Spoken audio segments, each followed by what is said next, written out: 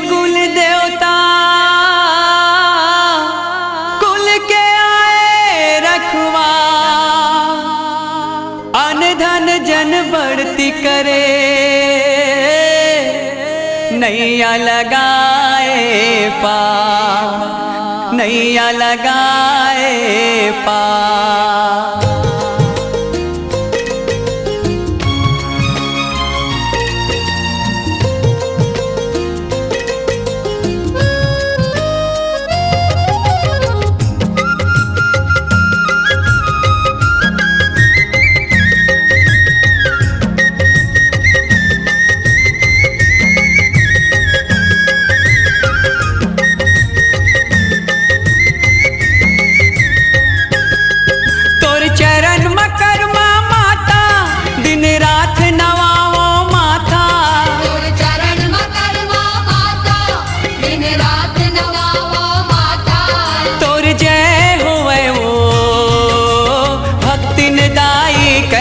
मैया जय होए तो तुर जय होए वो भक्ति दाई कर्मा मैया जय होए तो।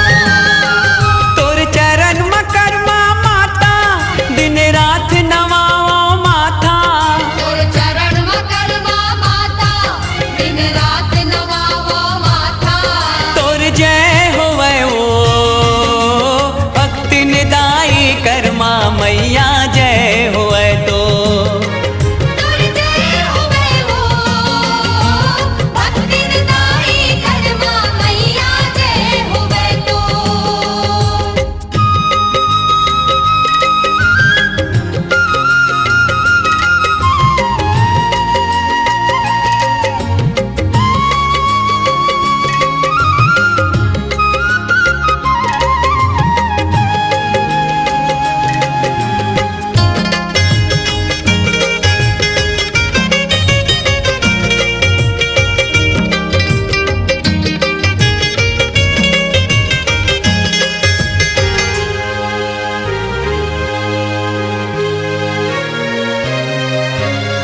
दानी राम सहा के घर माँ तोर हो इस अवतारे, चैत एकादशी माए कुल मा करे उजियारे।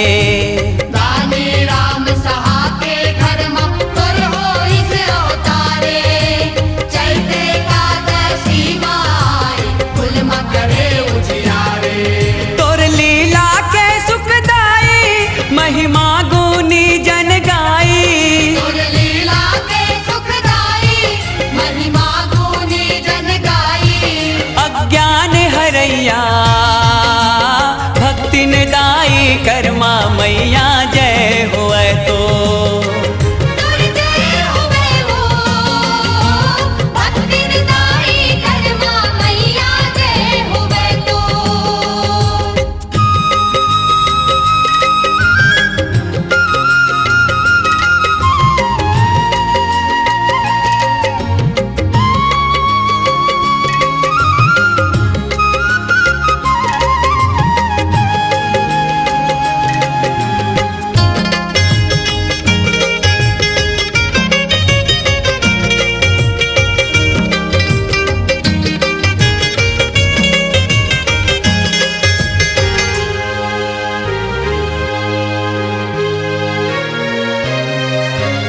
ऊंच नीच के भेद मिटा के भक्ति के राह दिखाए, जगन्नाथ स्वामी ला मैया तैहा खिचड़ी खवाए। ऊंच नीच के भेद मिटा के भक्ति के राह दिखाए, जगन्नाथ स्वामी ला मैया तैहा खिचड़ी खवाए। कर्मा माता ते कहाए, सेवा भक्ति मन भाए। कर्मा माता ते कहाए, सेवा भक्ति मन भाए। माया बरसैया भक्ति निदाई कर्मा मैया जय होए तो। तुर जय होए वो भक्ति दाई कर्मा मैया जय होए तो।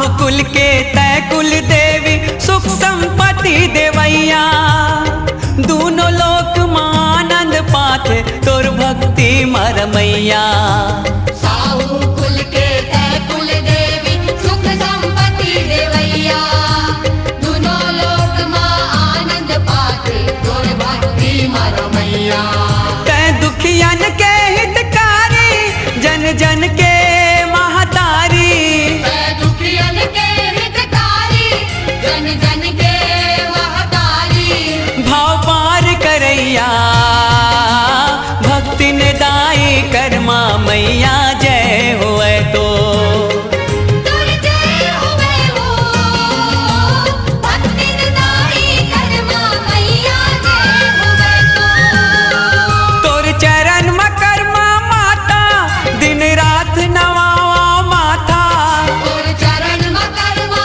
माता दिन रात नवावा माता तोर जय होए हो भक्ति निदाई कर्मा मैया जय होए तो तुर जय होवे हो भक्ति निदाई कर्मा मैया जय होवे तो तोर जय होए वो भक्ति निदाई कर्मा मैया